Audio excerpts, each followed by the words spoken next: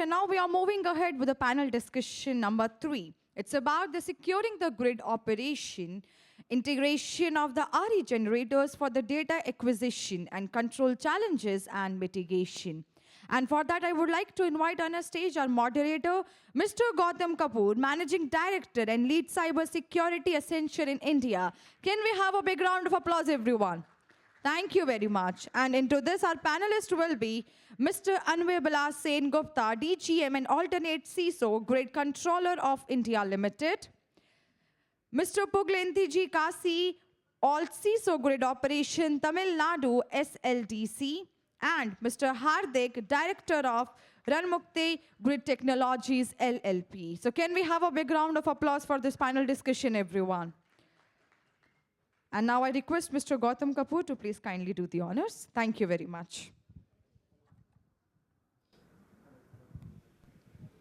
Hello. Yeah, it's working now. So, dear panelists, we have the most difficult job. This is the last session of the day, and everybody is, I'm sure, anxious about leaving. So we have to make it very, very interactive. So let's start. Sorry. I know this is the last panel of the day, so we'll try and make it as engaging as possible. As you know, we've got a very esteemed panelist here. The topic is how securing the how can you secure the grid operation, right? And there is a lot of stuff which goes on in a grid operation, and I've got, of course, the LDCs and everybody from there to kind of talk about that. So I'll just take a minute. So what is load dispatch center, right? It's like, in my understanding, it's like a traffic cop managing the electricity flow. So it is managing the entire flow from the downstream generation to the the users eventually, and therefore it has feeds into everything. It needs to have visibility of the entire grid. It needs to have data at real time. So, there's in fact a very joke which I just created. It's a PJ, but I'll say it anyway. Why did the, LDC break up with the unstable grid? Anyone? Because it needed real-time commitments. Right? So, as I said, it needs real-time, connectivity. It needs real-time data. And when you're talking about real-time connectivities, it can be a direct, point-to-point connectivity, or in many cases, you're coming through internet, right? And when you're coming through internet, of course, you're leaving, some of the gates, open. Not only that, you also have remote, access to all the devices in the grid and in remote corners of the country where, a solar plant is being operated, because you can't have physical. So that brings a lot of course, focus and risks, overall in the entire setup. So we will talk through this as we, go by. But first question to, all the panelists, and AB, I'll start with you. What's the biggest, cyber blind spot in how, we are managing the RE plants, linked to control centers, as compared to the old, school plants? So what's one single, risk? Okay, thank you. First of all, before I really start highlighting on those issues which has been deliberated, I should put a disclaimer that whatever I am saying now is basically my own personal view based on my experience. It's not been endorsed by Grid India as such. As sir has rightly pointed out that in grid operation, the first and the biggest challenge is real time. Things are real time. And if you miss that bus, basically there could be a lot of catastrophic impact on that, which is really difficult, and you will be requiring a very large amount of time to rectify that that small error for that small moment. Now, so far as if you say biggest challenge, now it's very difficult to identify one single challenge as a biggest challenge. Because I would rather say it in this way, that let us consider all the three verticals that people, process, and technology, and try to identify at least one challenge for each. As you know, for people it's the easiest one. You all might be agreeing with me. wherever you go in any industry, especially in LDC, the biggest challenge is you don't have manpower. And definitely you don't have adequately skilled manpower so far as cybersecurity is concerned. Now, I'll again try to highlight the RD part over here, why it is more challenging for RD, See, all other conventional generations you find where we are monitoring from the perspective of a load dispatch center, etc., they are comparatively larger in size. They have sort of a direct connectivity with the load dispatch centers, and they are mostly suitably manned also. Now, if you see the penetration of RE, how it is growing day by day, there are so many small spots coming in everywhere, every corner of the country, be it a very small rooftop solar to a sort of a captive plant of any industry, to maybe a large solar park or a wind park, and so on and so forth. Now, maintaining, and the other challenge is most of these conventional sort of generators, they are administratively owned by a single agency. Well, if you see the way RE are being developed in India, there are developers, there are different OEMs who can be different from the developer, there are aggregators. So whole lot of people are involved who have different administrative branches. So they are putting adequate resources, maintaining that entire administrative control is one of the biggest challenge, and that I believe is the biggest challenge from manpower perspective. For the other thing, we will definitely come again.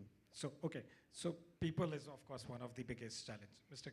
Kasi, from your end, one single biggest challenge. That grid operation is nothing but normally we used to balance generation and load. So whatever load requirement, we have to inject the generation. Suppose any major gap between these two, entire get collapsed. So if we take RE, when comparing conventional station, that inertia to cater that load is very less when comparing conventional machine.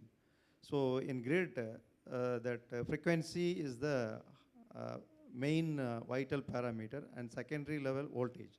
So both the parameter will get affected more from that RE generation. So if you take latest RE generators, solar and wind, all are inverter based system. It is purely maintained by controllers.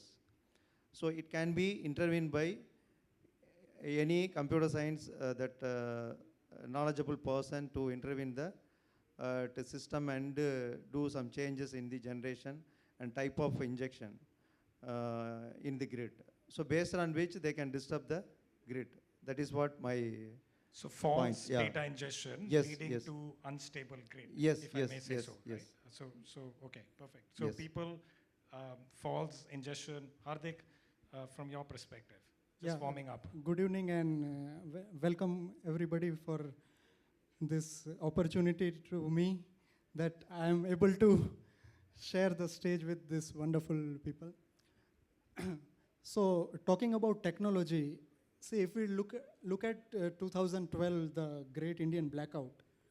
So that was not a cyber attack, but that itself showed us that the grid already there are a lot of complexities involved in the power grid, especially our Indian scenario. So you can recall that old college T-shirt that please do not disturb me. I am already disturbed. So if we look at the technology point of view, the data that comes to the grid controllers, if you look at the IT infrastructure, it requires for scheduling perspectives, it requires applications for forecasting. So DSM, it has to handle that backbone.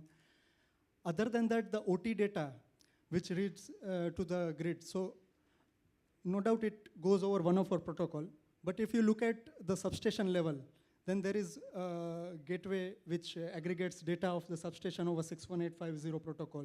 Then there are Renewable SCADA, which shares the data to 6185 and over OPC-DA, Modbus. So at each level, there is a different OEM that sits, and each device is a technical entry point. So these complexities keep on adding if you don't configure at each level, and the baseline deployment, which is the meticulous configuration parameters which you need to see. So that if they are not taken care, it creates great vulnerabilities. So complexity of OEMs and working on different protocols, which could lead to compromised network, right? Yes, and especially since we are talking that IT-OT convergence, but actually it has to be done as secured interfacing. Because these days, see, 18, 19-year-old kids just sitting on a Shodan application, they are making huge money by just bug bounty players. So they can even penetrate your network also. They don't have to physically enter your premises also. And nowadays, 14-year-old kid is doing it. My son has done something, so it's... Anyway, okay, thank you so much. I'll come to Mr. Kasi. False data ingestion, right? You mentioned about that, since that's the number one risk from your perspective. So what are the practical controls you will recommend to assure integrity and authenticity in the the telemetry from RE, and what cybersecurity controls we can potentially put for making sure there is no false data ingestion happening? Yes, yes. If we take renewable energy generation, there will be two system will be there. One is local SCADA system, that is under one local area network. The same SCADA system nowadays connected with that third-party agency, those who called as coordinating agency for forecasting under DSM regulation. So power sector people, they are aware about that deviation settlement mechanism. What is called as that generator, they have to forecast their generation day-ahead basis, and they have to schedule their. So for which they require some that environmental data, that weather forecasted data in the particular plant area. And as well as that whatever inverter status. Suppose if you take solar plant, it's not a one single inverter. It's a multiple of inverter interconnected with that power network, and it has to be in stepped up to various level of voltage and sent. So another things, the same SCADA, from same SCADA, due to grid operation or purpose of grid operation, for data visibility, one particular point will be interconnected with our state load dispatch center, that is unified load dispatch center SCADA. So these are all the connectivity is essential in respect of one particular solar power generator if we take. So in that case, what my recommendation is that whatever device in between that ULDC SCADA under the control of state load dispatch center and their power plant, whatever RTU or SCADA, local SCADA system that is called as automation system, there should be some proprietary encryption should be implemented, by which that any intrusion through their QCA network cannot be travel to that state load dispatch center. We can restrict from that. Apart from that, presently what we did is, we have two different layer of firewall in ULDC SCADA. One is external and internal.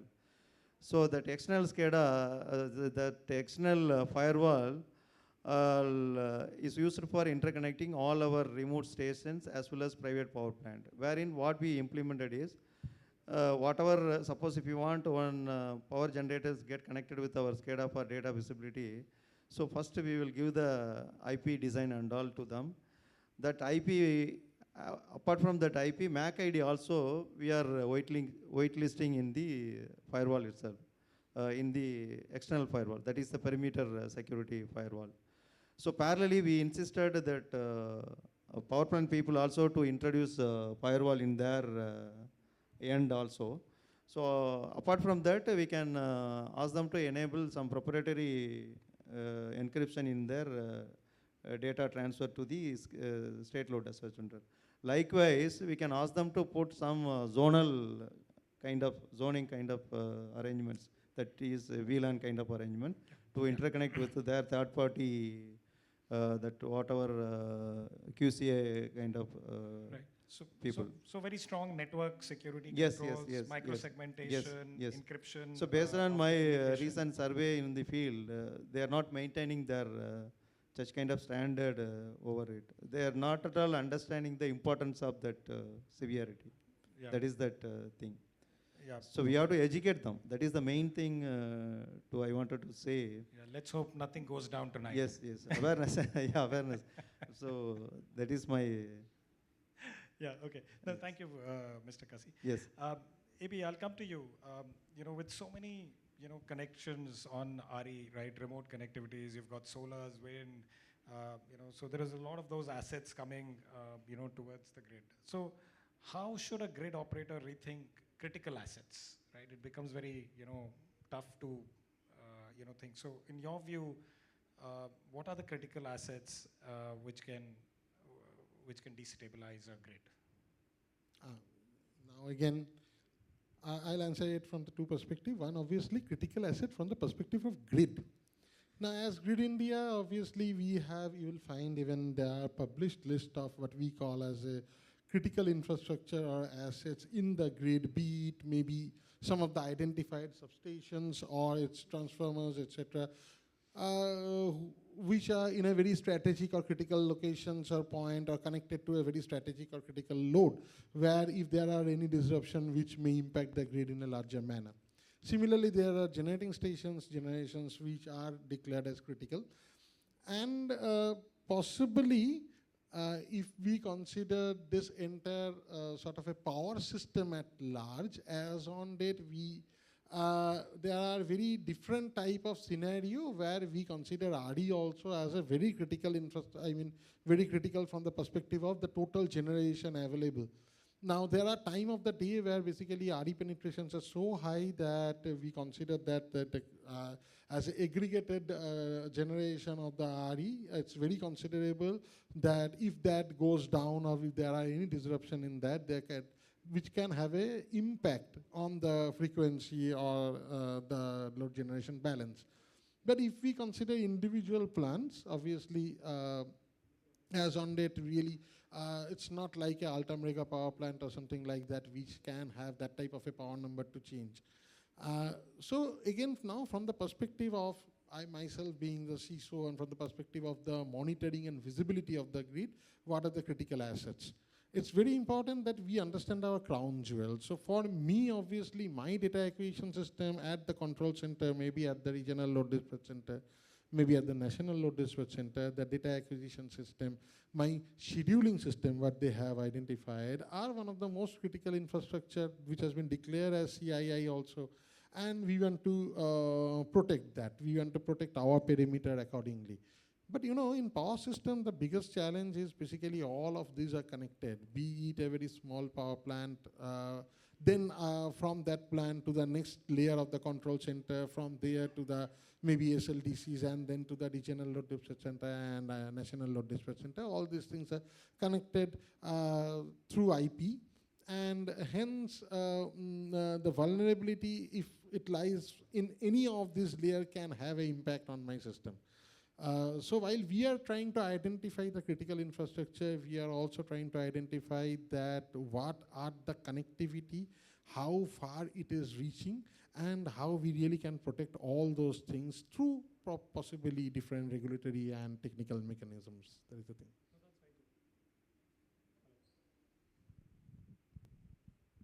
So, no, thank you so much for that. And that actually brings me to the next question. And Hardik, that's for you. AB mentioned about connectivity, right? You also mentioned about Modbus. You would remember there's a very old protocol, TCP/IP. You know that, right? The internet works on that. A lot of the grid operations today, of course, are on shared internet links. In your view, using maybe threat modeling as a, do you think that creates a new attack path, as AB mentioned? Is it also possible that if I hack into one windmill can I reach, his grid? Yeah, so He said yes. so basically, see, like we saw defense in depth concepts earlier. So you need to have multi-layer defense mechanism. Same way, attackers are also attacking in depth. So they will not just target one aspect. Their target of attacking the grid will be to disrupt SIR from monitoring aspects, from scheduling aspect, because grid does not control. Through grid code, they ultimately, so if I want to disrupt or create a blackout situation, I will target end substations also. So that my HVDC substations, which evacuate bulk power, say 2500 megawatt at a, so Khavda, we are having this upcoming, through that RE corridor, we are having HVDC stations also. So at a time, if you create 2500 megawatt disruption, then that cascading effect will start creating that attack scenario. So what we saw through in-destroyer malware, so what they do is that protocol-specific malware, when it, say, OPC-based malware, which gets implanted in an HMI and it starts, or they will target the remote control centers like NTMC and private utilities are also having. So when they try to implant that 104-based malware, so that can create a big disruption. Now, since the IT applications which come into picture, like asset management tools, utilities are using comprehensively. If proper segmentation is not there, because those IT web-based applications, even guidelines of CA mention that they have to be carried out the required audits, but integration of that with the OT is not mandatory. So if meticulously, if you design the architecture for this IT application separately, then we can save a good attack surface on that part. But practically it is possible, as I said, Shodan is there, so anybody can trace if you are doing some misconfiguration. मतलब कुछ भी हो सकता है. Okay, okay. But that also brings me to a very good point which you raised, Hardik. If you follow the guidelines, the risks can obviously be controlled. Obviously, there is nothing called as a 100% secure system, but the guidelines help you, if implemented correctly, helps you reduce your risk posture and the ability for anybody to create an attack path. So my question, actually, I just wanted to ask the audience, how many of us are actually aware that there is a large amount of guidelines available in the energy sector? Raise of hand. How many of us are aware? 1, 2, 3. Oh, very good. Most, yes, okay. So the next question I will ask, and this is to the audience again.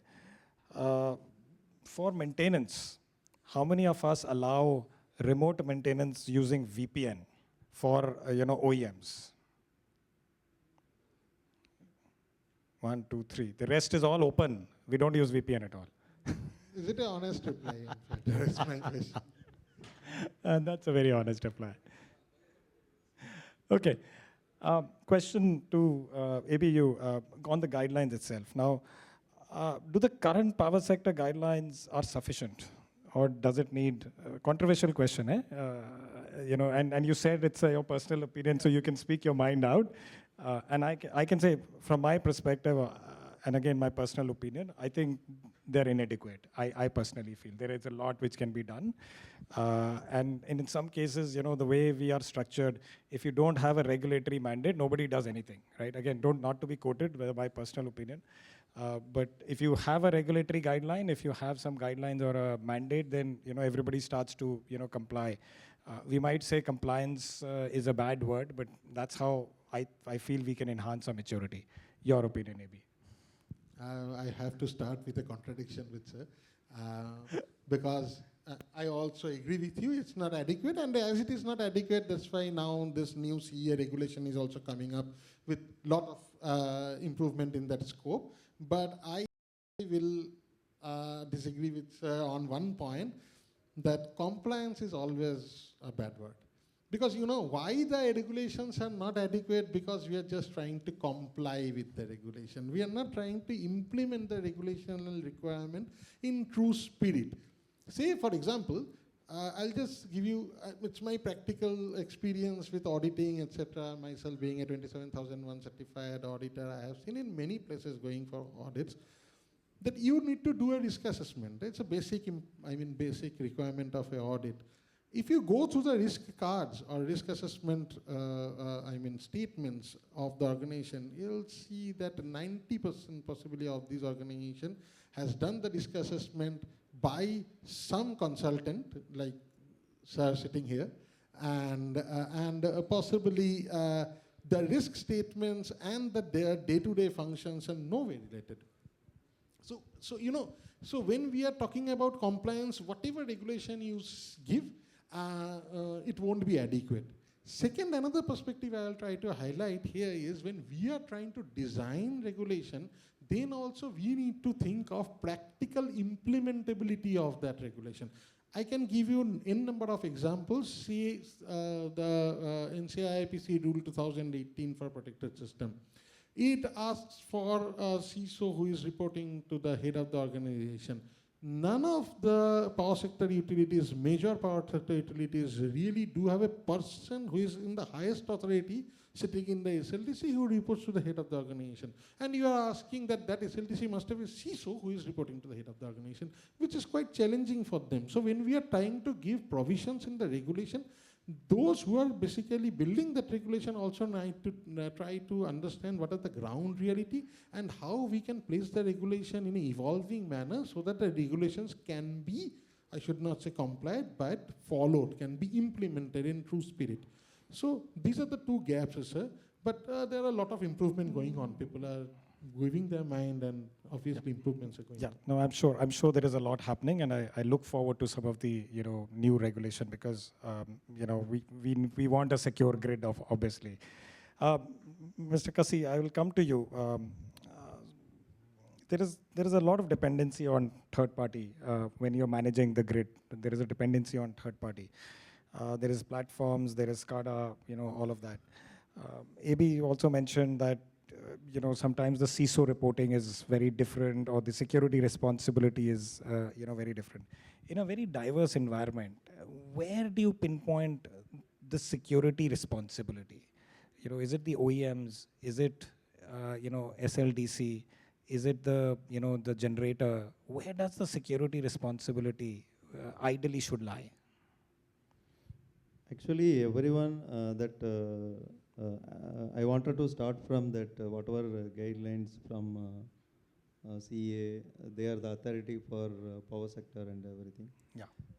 They have given a clear picture on that, what we require to do, how to safeguard our critical system, and everything they have given. Subsequently, they have planned to release some guideline. Apart from guidelines, they are planning to issue some regulations.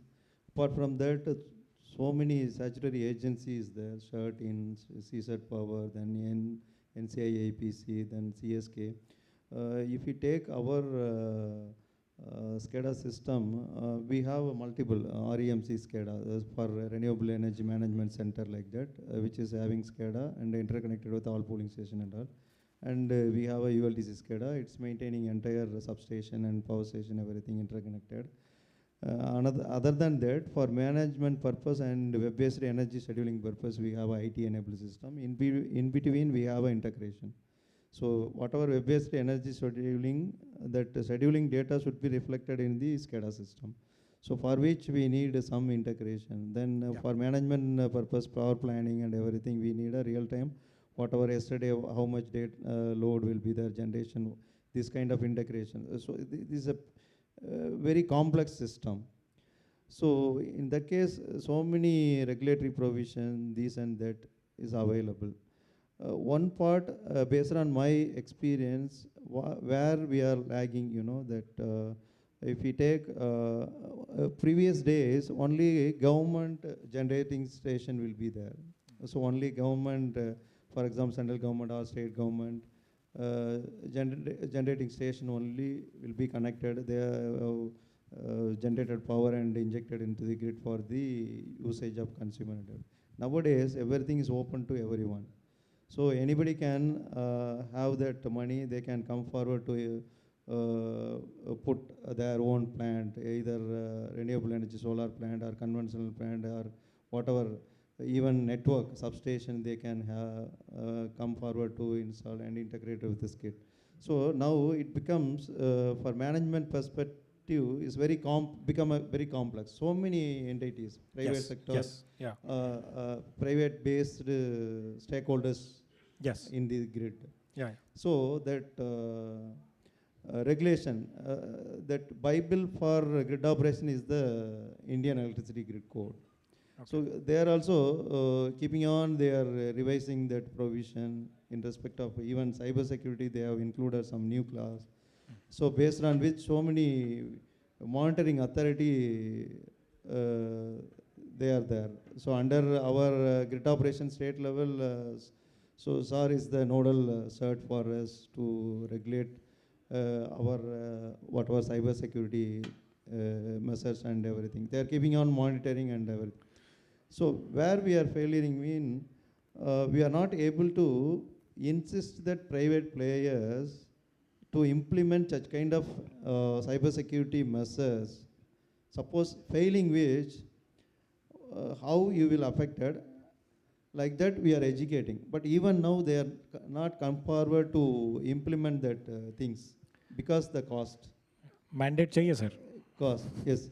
Then for which we have to, my suggestion only is not, so we have to give some stringent conditions. Suppose if you are not comply with that regulation or whatever 100 crore fine. So what is that next step? Whether during some meetings, even Ministry of Power meeting and all, we suggested, so if they are not complying with that security point of things, simply your power will not be taken into account. Yeah. So your power plant will be disconnected. Suppose if you are not complied with our security mandatory that. No, I understand it is difficult. Until otherwise, we cannot ensure that. These are all how that nowadays Indian power grid becomes, it's a national grid now. It's not in previous days or regional grid, state grid that. Now it is a national grid. In future, it going to be an international grid. So just imagine that anything goes wrong with load generation balance, what will happen like that? So I think what you're saying is responsibility of security relies across the ecosystem. Yes, it is not, you cannot say there is one. Responsibility all stakeholders. In the grid. Not one man. It's a continuous. I'll just intervene here. One small thing. When we say all stakeholders, there lies the problem is everything. Stakeholder means the CISO of that agency, something like that. I'll just ask again the audience like you Please. Are asking. One simple question. All of you are working in some way or other in contributing to the power sector. How many of you have ever done a risk assessment of the processes you own or you work? Very honest answer. Yourself. How many of you have done a risk assessment by yourself? You are the CISO, I know you will be doing. Who else? His firm supplies electricity to my home. So thank you, sir. Who else? See, so few. The biggest challenge is this. For a CISO or people who are implementing thing, you do risk assessment for all of your activity at home. Are you relying on police? Every time, घर खोल के छोड़ देंगे, police तो है. No. We do a risk assessment and we keep our things under lock and key. Are you 100% relied on the traffic police ki shuffle signal काम करेगा मुझे आँख बंद करके गाड़ी चला लेना है? No. But when we talk about cybersecurity within our organization, we think the IT person or the CISO will do the risk assessment for me. If we can change this mindset, there will be 100%. I should not say 100%, but the security posture will definitely increase. Sir, थोड़ा सा strong traffic cop चाहिए यहाँ पे. थोड़ा सा strong. If you don't have a strong traffic cop, no, वो risk assessment और compliance नहीं होता है. So यही problem है. हाँ problem है sir. I'm not trying to open up a Pandora's box. Problem India के ही है. हाँ ये problem है sir. Problem है कि हम लोग तभी rule follow करते. We are a compulsive. Please don't take my words. Otherwise, I am not a critic of this. We are sort of a compulsive, indisciplined people. हम तभी rule follow करते हैं जब डंडा मार के किया जाता है. बिल्कुल. Which is different from some other developed countries जहाँ पर otherwise नहीं देखिए कोई जो डंडा मरेगा वो भी रूल फॉलो करके ही मुझे डंडा नहीं मरेगा सर, ना, एक वो भी नहीं करेगा। एग्जाम्पल देता हूँ ना, छोटा सा एग्जाम्पल है सर। हम लोग यहाँ पे कोई मतलब गंदगी ऐसे ही फेंक देते हैं सड़क पे, राइट? आप बाहर जाओ, आप और हम, मजाल है कि सर ऐसे कुछ फेंक दें, हम वो कूड़ादान ढूंढते हैं वहाँ पे डालने के लिए, राइट? वो सेम चीज़ है, rule of law. So that's why I was saying earlier also sir, compliance comes with rule of law. That's just the way we are structured or we are engineered. Now, good or bad, I don't want to get into that. It I is just how want it to is. add on what Sir said with an example. In 2012, we commissioned HVDC Mundra Mohindergarh. DC part was commissioned by Siemens Germany, and AC part was done by Siemens India. So that time, this cybersecurity was not a buzzword. But let me tell you, the control systems which were there, in the DCH system itself, there were 3 zones which were created. All the priorities were set, interstation communication was secured, all the baseline, and even physical layer. If you want to enter into a wall hole, until and unless that wall hole is not earthed, that key will not open. And that key will open only when the control systems are placed, all the interlocking is satisfied, only then you can enter the premise. So that was the sophistication that they had done in 2012. So this is what is expected from... Yeah, you're right. And actually that brings me to the next question also, Hardik. So, I'll move on. There is compliance, obviously. I personally feel there is guidelines which are more stringent, which we can all implement at all layers, right? So grid, SLDC, generation at all layers we have to implement. But from your perspective, Hardik, what's that, reference security architecture, which will, help give us a good, secure, maybe grid or LDC? What does good mean here? Correct. So the Purdue model which people are referring, that is actually not a security architecture, that is for automation system. So first that has to be matured. And when we talk about architecture, that does not mean just a document which represents how the connection of the systems are.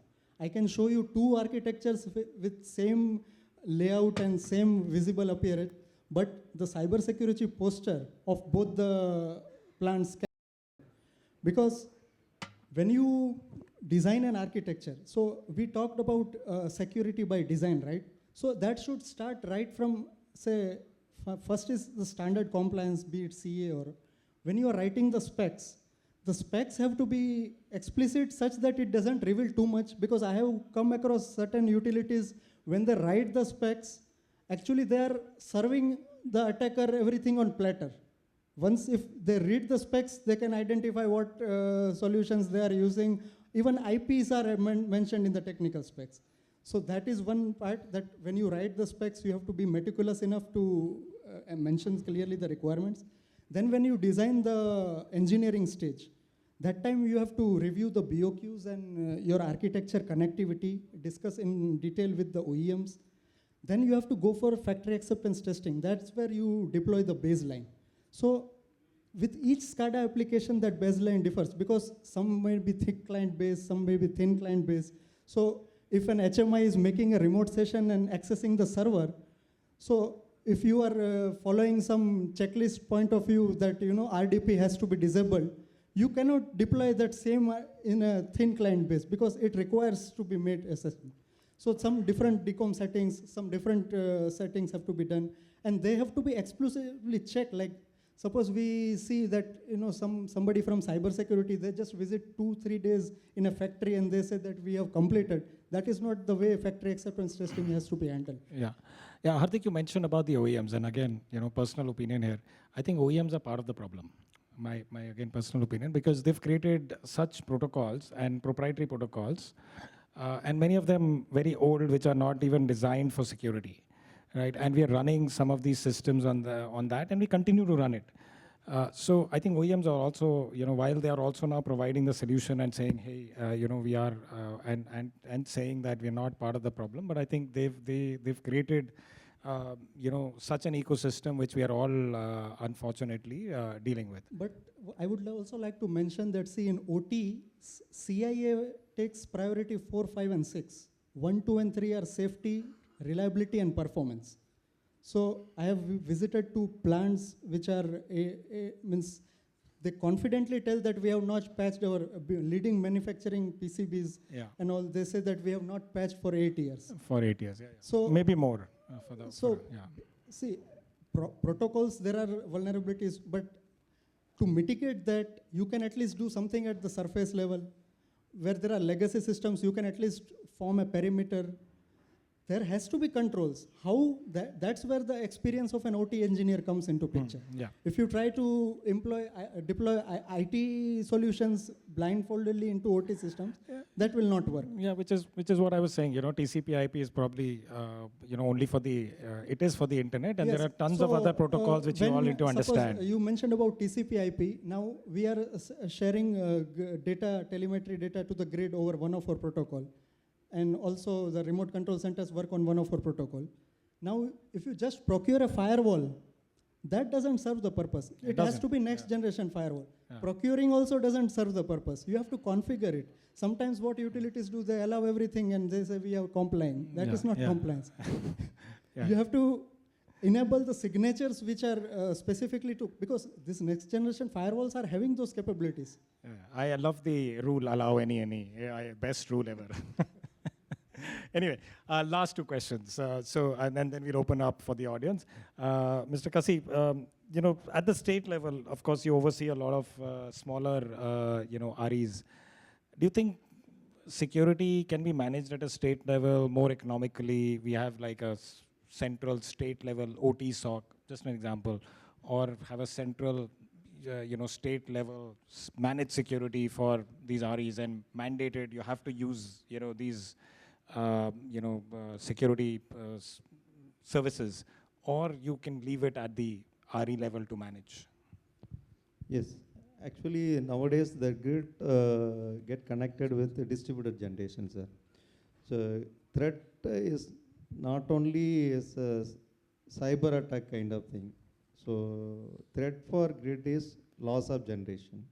Suppose if we get huge loss of generation, that cascading effect of tripping of transmission network will be there. So entire grid get collapsed. That case, in that perspective, that security we cannot implement in one level. So even each and every level is in power plant level. In power plant, if you take power plant, in that power plant, so many things is there. That weather monitoring station network is there, then CCTV network is there, then SCADA network is there, other local area network is there. So these networks, until otherwise they properly physically segregated, the threat through cyber network, that means already I told you, that third-party agency for maintenance as well as forecasting, they are getting data from power plant to their end.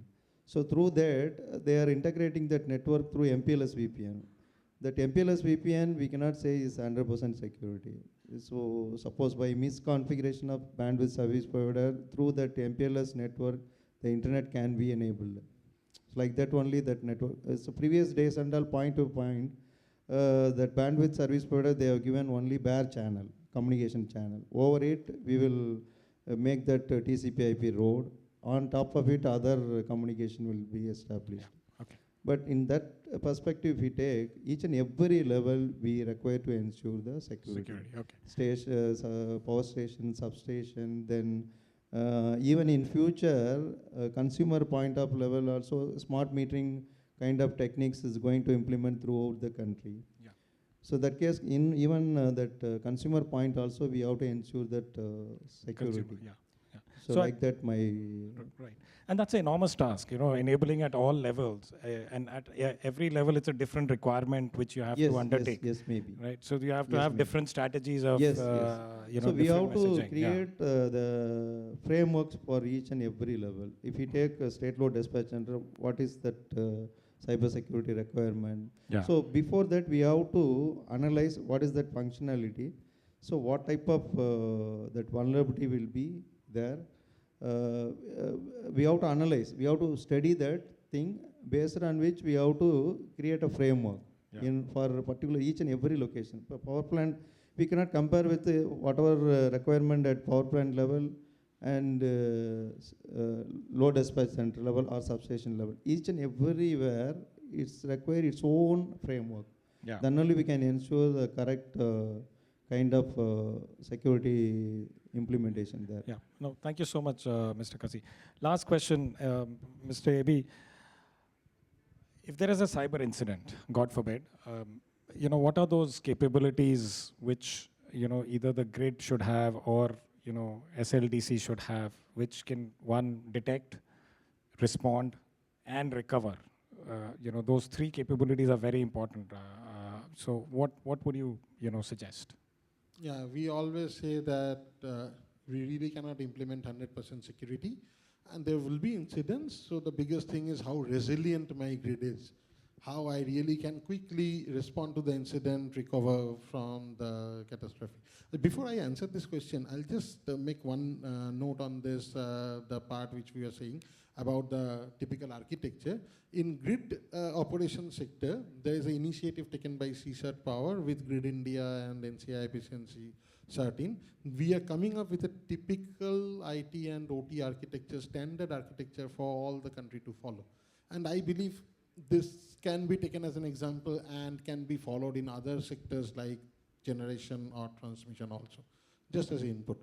Now, what we were saying about this thing.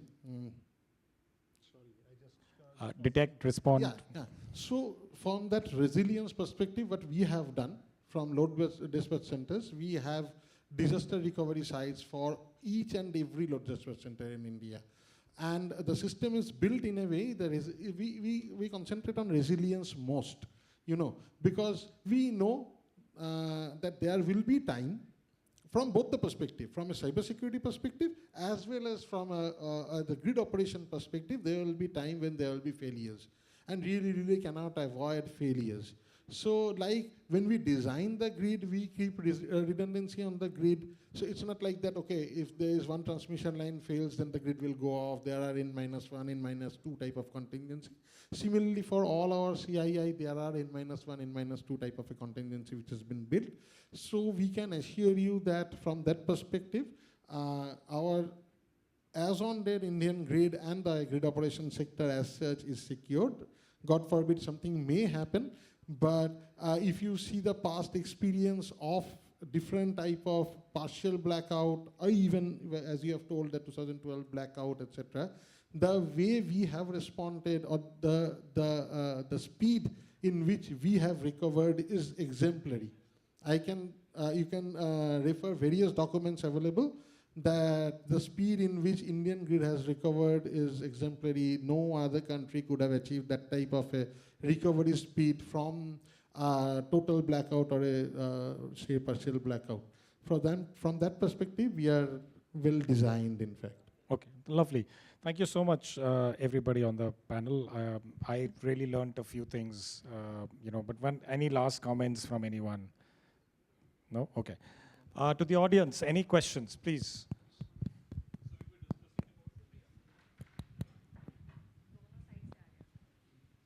So we were discussing about that Grid India is working on a baseline architecture for power sector. So my question is it going to be common for all distribution, transmission, and generation, or is it would be only for generation? No, as I have told, we are at present there is a committee. I'm a member of that committee. That's why I can say that we are working only for the load dispatch centers. So Only what we for are the trying load to do, dispatch we have categorization of load dispatch center like small, medium, large, where basically the IT infrastructure they have typical layers, like somewhere SAMAST has been implemented, somewhere it has been fully unbundled from the transco, somewhere not.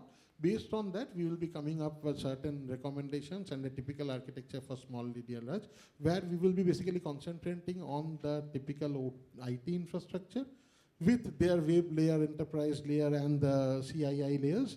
Then integration, that the IT-OT integration part, what type of security should be there. And then the typical layered architecture for the OT, I mean the SCADA system or the REMC system, how this entire thing should look like.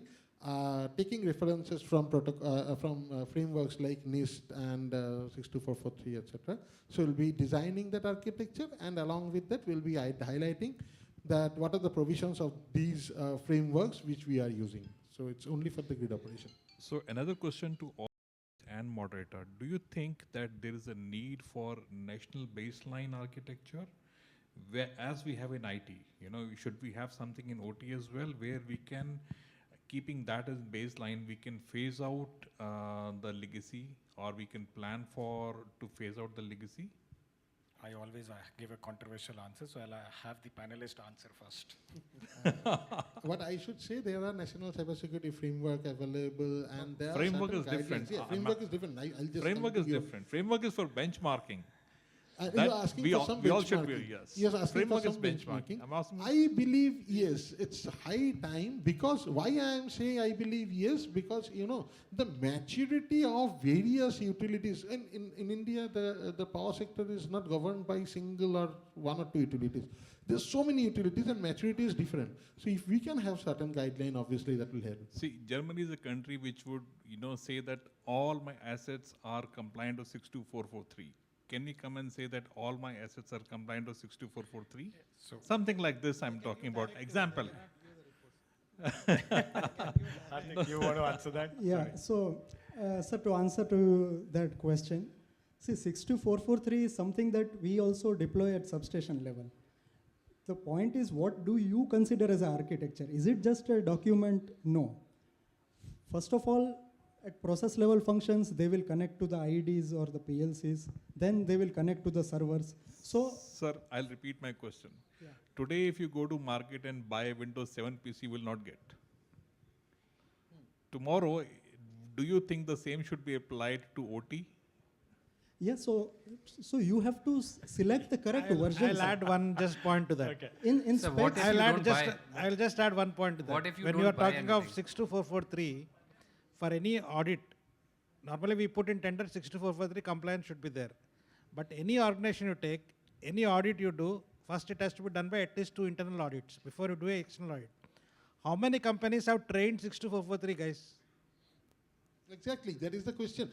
I would answer your question. I know time is up, and sir will be, looking maybe harshly on that. We may take it offline also, but I'll just answer one thing. Like sir was saying that there is a company who said, I have never, in last 8 years, I have never patched my system. My question is, what is the harm in that? The point is, you may not patch your system if it is not exposed to the vulnerabilities. So the question is whether you are not patching the system. Similarly, the question is whether you will be allowed to continue a Windows 7 machine or not. The question is, in that scenario, what are the risks and how you have mitigated that risk? So if you are doing your risk assessment properly and you are taking the controls, I don't think there are requirements to unnecessarily enforce technology upon technology and upon technology, which may have a very much big economical impact. But definitely, if you're not doing that, then there will be, you need always need to be having certain idea that, okay, it is to be continued. So let me answer now, my controversial answer, right?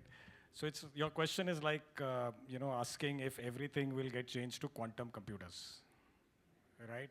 That's your question basically. Will tomorrow I will move everything to quantum computers, right? Yeah, as aspirationally, I feel, will everything be 100% secure? I wish, right? So your ask is almost at that level. I have a suggestion to that's what I Sengupta wanted ji, to say. because that's what you're asking. Because you come from the controller side of it. Can you make it mandatory for all companies under your registration to have 62443 printed, because people So he's don't asking buy for it? compliance again, sir. Not compliance. He's asking for compliance again, sir. I Read told you, 62443. Nobody reads Thank 62443. you. People print it. People don't have the official document of it. No, he's asking that everybody should follow a standard. That's his everything. We should make it mandatory, which Now actually it comes is back to coming the up. same In question. CA regulation also it is coming up. It's not like that it's not been mandated. People don't know 62443. They just know the number. Exactly. People, because you have to buy 62443. People don't buy it. Exactly. So you The make question- it, you supply it. So why That is what I am 62443? Why can't government of We India should- supply 62443 So document why to its 62443? organization? So Why now why he can't is- we have our own standard? That so will now take he is time. talking in my sense that what he is trying to say is what you have told, that compliance is fine, but what is the use of any compliance if you really don't know what exactly you are complying with? Sir, I'm saying let's create our own standard. Why 62443? Yeah, exactly.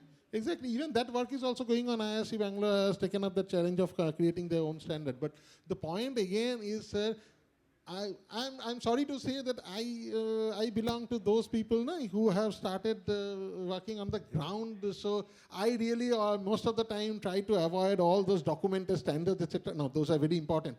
Don't take me otherwise. But actually, on ground reality, what we need to do, let us think very simple, in very simple terms. Let us try interpret cybersecurity in a very simple term, that the way we try to secure our jewels, my wife's gold ornament, or maybe my kid, or maybe my house document, etc. If we are conscious enough to secure my system in that way, obviously attackers are more smart, but I definitely believe that there are a lot of things we can do with simple terms rather than going in all these debates. Sir एक पूछते हैं, एक minute sir, आपका ये hypothesis को एक question पे मैं convert करता हूँ. आपने personal पूछा ना, how jewelry. Just a minute, sir. Just a minute. How many of us here have enabled two-factor authentication on all your personal accounts? Email, X, LinkedIn. Sir, not 100%. Not 100%. That's so वो नहीं होता है sir, वो नहीं होता है. मैं आपको ये बोल रहा हूँ कि नहीं होता है. that is only awareness. Personal पूछा सर मैंने सवाल. That is only awareness. नहीं, जब तक आप मैंडेटरी नहीं करोगे ना, जब तक आप बोलोगे नहीं, Gmail will not get accessed until it is two-factor, 100% compliance नहीं होगा. हाँ. एक्चुअली नहीं सर होता है. मेरा एक हाँ, वो बाहर जाना चाहिए. मेरा सर इस पे रिसर्च एक पेपर पब्लिश हुआ था अगस्त में, पीपल प्रोसेस टेक्नोलॉजी से how we can try secure the grid. So in that we had did mention about process. Currently अभी क्या हो रहा है, सबस्टेशन डिज़ाइन हो जा रहा है, स्काडा इंजीनियर्स उस पर फैक्ट्री एक्सेप्टेंस टेस्टिंग करके आ जा रहे हैं, कमिश्नर हो जा रहा है. When it is suppose to charge, during that annexure 4 certificate there is a CISO undertaking which is required. तब जाके सीसो कंसल्ट हो रहा है कि एंड जो आप बोल रहे हैं ना, तब जाके अगर नहीं मिलता है तो there are so much pressure for on the grid operators etcetera to no allow them, they will comply in next 6 months because I can not block the generation. So that is what is happening. तो वो regulation में भी वही होगा sir ultimately.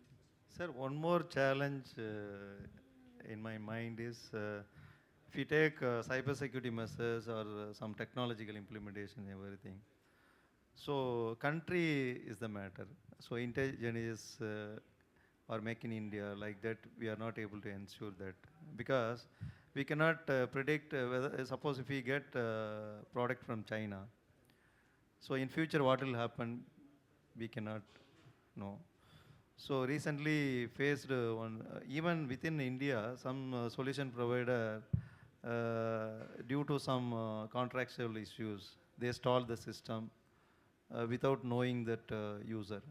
Such kind of scenario is happening.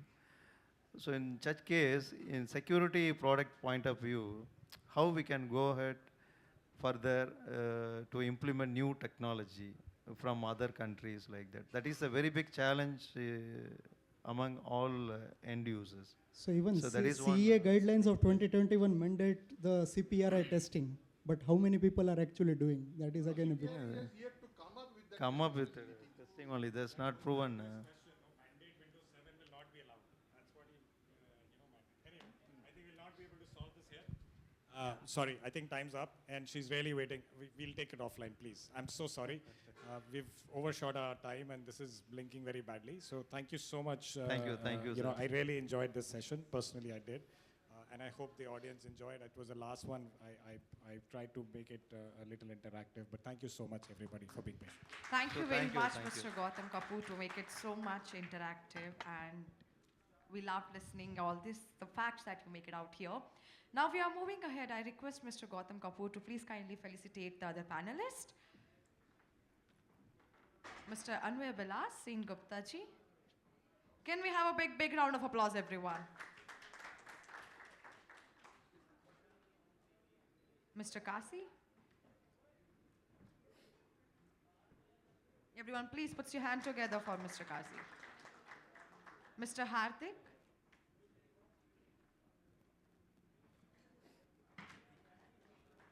And I request Mr. Shalin to please kindly come on our stage and do the honors of the felicitation of Mr. Gautam Kapoor.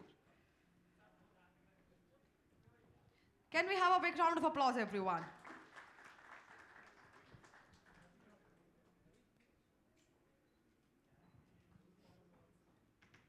I request all the panelists stay here for a group photo.